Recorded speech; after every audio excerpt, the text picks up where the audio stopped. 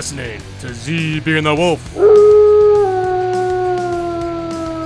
on BWF USA, where it's not about the calls, it's about the...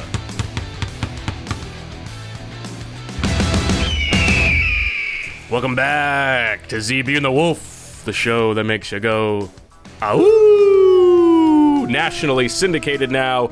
Glad to have on Sheil Kapadia from The Athletic. He joins us every week. Sheil, we promise not to keep you too long this week. How you doing?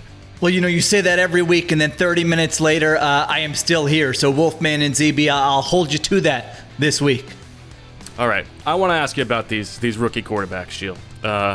Justin Fields comes in for the Bears, plays a terrible game. Trevor Lawrence, 0-3. Zach Wilson, 0-3. Mac Jones, 1-2. I think as a group, they're 1-9. And to me, I don't want to get on my soapbox here too early, but to me, this is so much about this Me Tube generation, as I call it. They're always watching YouTube, but they're all about me. Everybody wants instant gratification in this culture, okay? They want to look at TikTok. They want to look at the latest tweets. Nobody's willing to work for what it takes to get to the next level. I look at Patrick Mahomes, okay? He sat and watched for a year. I look at Aaron Rodgers, okay? The two best quarterbacks in the league. They didn't start right away. Tom Brady, 5th-round pick, had to work for everything he got. These guys, they come in this entitlement, they want to get the job right away, and they can't get it done. Explain to me when the NFL is going to realize that these guys need to sit and watch and not play right away. Me too, Wulfman. Wow, yeah, I can tell nationally syndicated. You're really stepping it up here this week. Now, the problem is not with the quarterbacks necessarily. The problem is with expectations. You know, the football cognoscenti, and I'm putting you two in that group. You watch these preseason games and you want to fire off these hot takes. Boy, these quarterbacks all look like they're going to be stars based on, 2 possessions against third stringers in a preseason game. That's not how it works. If you talk to somebody who knows something like myself, I was telling you guys back in August, temper your expectations. There are growing pains with rookie quarterbacks. This happens every season. I did a little study, ZB. I know you don't like study and that type of book stuff too much, but went back, did my research. Over the last 10 years, the average rookie quarterback performs as like the 23rd ranked starter in the NFL. It's very rare. There's about a 25% chance for a rookie starter to come in right away and be an above average quarterback. You see Justin Herbert, you see Dak Prescott, you see Russell Wilson. These guys are the exceptions, not the rule. So there were always going to be growing pains with these rookie quarterbacks. It's how it works in the NFL. It's hard. You're going up against great defenses, great defensive coordinators, and you're usually not in a great situation with your supporting cast and your coaching. So everyone just settle down. It's your fault. It's not the Me Tube or you, me, whatever Wulfman was calling it. It's not their fault. It's your fault for having those expectations. Now, when the Wulfman and I go to Vegas, we can't leave the craps table. We can't leave the buffet line. We might look for a real long shot on the over-unders. But when Derek Carr goes to Vegas, he's going to be on our Rushmore next season. This guy, I've never seen anything like it. What can you tell me, Sheil? When did this guy become one of the better quarterbacks in the NFL? Yeah, you know what's happened with the Raiders is we all like to do our John Gruden voice. Let me tell you, man, we all like to make fun of him since he's been in the league. What John Gruden did, taking that, whatever it was, a 10-year break to announce, come back in the NFL, and the way he's put together that scheme has been underrated. Listen, his personnel moves, we can talk about that on another one of my appearances. There's been a lot of head scratchers there, but in terms of schematics, play calling, John Gruden has done a terrific job, and Derek Carr has taken it to another level this year. So what's different about the Raiders this year? 2 things. One is they're putting more on Derek Carr's plate. This isn't a run the ball on 1st and 2nd down, hand it off to Josh Jacobs. They're throwing the ball more than they have at any point in Derek Carr's career. And number 2, they're pushing the ball downfield. You know what offense leads the NFL in explosive plays and explosive completions through 3 weeks? It's not the Kansas City Chiefs. It's not the Los Angeles Chargers. It's not the Buffalo Bills. It's the Las Vegas Raiders. Derek Carr is carving defenses up downfield. Their offense has been good now for 3 years running. It's at another level this year. They've got that. They need that defense to be competent. If that defense can be competent, they've got a great chance to make the playoffs. You're listening to ZB the Wulf on BWF USA, talking to Sheil Kapadia from The Athletic. And Sheil, I think about the the flagship franchises in the National Football League, okay? I think about the Dallas Cowboys. I think about the Green Bay Packers. And I think about the New York Football Giants, okay? The paragon of class when it comes to what it means to run an organization. And I think about this team, 0-3, but some tough losses. I like what Joe Judge is building there. It seems to me he's establishing a culture that's going to turn that franchise around. Do you think, first of all, do you agree with me? And Daniel Jones, is he the guy? Will the Maras stick with the plan and do what's right? I was just picturing you guys at the buffet line in Vegas, and now you're telling me who's classy and who's not classy. That's interesting there, Wulfman. Now, let me tell you, the Giants are a dumpster fire of an organization. They have been bad year in and year out. I know Joe Judge has some of the old school media types like yourself in his pocket, but I don't know if you watched that game on Sunday against the Atlanta Falcons. I mean, this was a master's class in how to not give your team any chance to win a football game. They've got a 4th and 3 from the Atlanta 39, which, by the way, Arthur Smith, don't get me started on him. He declined a holding penalty to give them 4th and 3 on the Atlanta 39. Joe Judge punts the football. I mean, the most conservative coach in the NFL right now. Vic Fangio used to have that title. Vic Fangio has seen the light this year, and now it is Joe Judge. So that's one issue.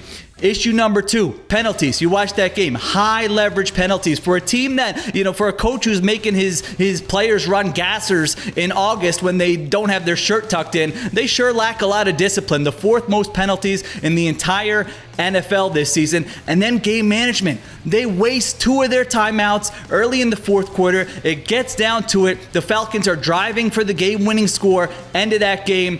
Giants can only stop the clock once. They don't even do that. The Falcons win the game with a game-winning field goal. I mean, Atlanta had given up 80 points in their first 2 games. The Giants managed 17 points. They're 0-3. I don't see it getting better for them. Daniel Jones, I will say, I would have put this start on Daniel Jones. I think he's actually had one of the better 3 great game stretches of his entire career. But when your coaching staff is not helping you at all, when you can't block, there are so many issues with that football team. I know Joe Judge, I think, had a little message for the media there in New York that we're going to be okay, guys. Joe, you got to look in the mirror. Maybe you're telling yourself that after one of these games. I don't know that it's going to get better.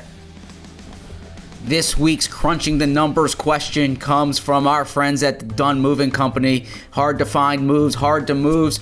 Call us at Dunn Moving Company. Your move's not done until it's done. I'm watching that Chargers game, and back when I played football, we didn't even know the kicker's name, but we knew his name when it was time to kick a game-winning field goal. Well, the Chargers have this opportunity to end the game, beat the Chiefs with a game-winning field goal, and Brandon Staley is going for a touchdown. Sheil, I know you're in tune with these numbers. Tell me, what was he thinking? I liked Brandon Staley's aggressiveness. There were 2 key moments at the end of that game. One was he decided to go for it on a 4th down late in that game, 4th and 9, rather than kick a field goal to take a 3-point lead against the Chiefs. He said, I don't want to give Mahomes the ball back and have him either drive for a game-tying field goal or a game-winning touchdown. So he decided to go for it. The Chargers draw a pass interference penalty. I like that move. Keep Mahomes off the field. That's what these coaches have learned. You've seen it with Kevin Stefanski, John Harbaugh, and Brandon Staley through 3 weeks here. Now, Staley made another very, very unconventional move here. Okay, they have 1st and goal from the Chiefs' 4-yard line there with time running out. Now, I would say just take a knee, let the clock run down, kick the field goal as time runs out. Don't give Mahomes a chance. He instead throws a fade to Mike Williams. Now, it worked out for them. Mike Williams scores the touchdown, but they still gave Mahomes the ball back with about 37 seconds left. And if Mahomes drives for a game-winning touchdown there, that's all we're talking about this week is how could they give him the ball back. So I don't necessarily agree with that final move. I think if you just take a knee there and kick a field goal from inside the 5-yard line, that's going to maximize your chances of winning. But I do love the aggressiveness from Brandon Staley, and you guys know from our preseason talks, I really like that Chargers team. 2-1. Their only loss was to the Cowboys by a field goal. Justin Herbert, among the most fun quarterbacks in the NFL to watch right now. Sheil Kapadia from The Athletic joins us on ZB and the Wulf. Sheil, we'll get you out of here. One more question. Let's spin this bad boy forward a little bit. Everybody's looking at that Sunday night game. Tom Brady going back to New England against Bill Belichick.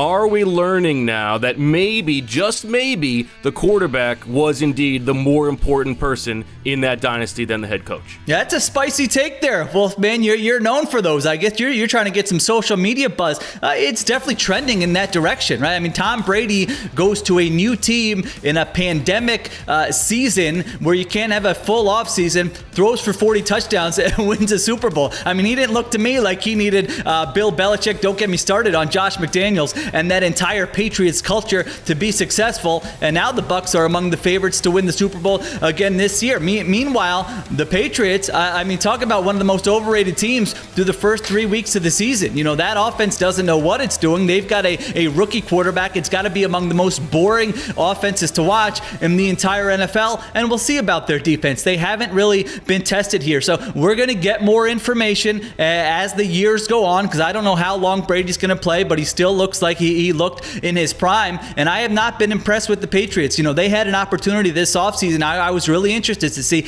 how are they going to build this franchise now that they have a chance to rebuild. You know what they did? They did what a lot of bad organizations do. They overspent on mediocre talent. I mean, I don't think Todd Bowles is like, shoot, I got to pull an all-nighter. We gotta account for Jonnu Smith and Nelson Aguilar and Kendrick Bourne and Hunter Henry this week. Guys, how are we going to stop this Patriots offense? No, I don't think Todd Bowles is too worried about that. So I think that the Bucs are going to go into Foxborough and they're really going to put it on that Patriots team. And we're going to see that New England is much more of a mediocre team than a good team this season.